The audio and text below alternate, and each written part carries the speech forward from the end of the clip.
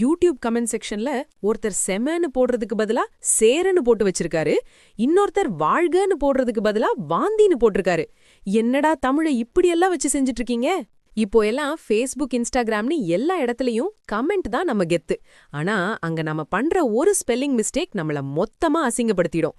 ஒரு அசைன்மெண்ட் எழுதும் போதோ இல்ல ஒரு ஆபீஸ் மெயில் போடும் போதோ இந்த மாதிரி நடந்தா எவ்வளவு அசிங்கமா இருக்கும். இனி இந்த மாதிரி பல்பு வாங்காம இருக்க ஒரு வழி இருக்கு. அதுதான் correctnow.app.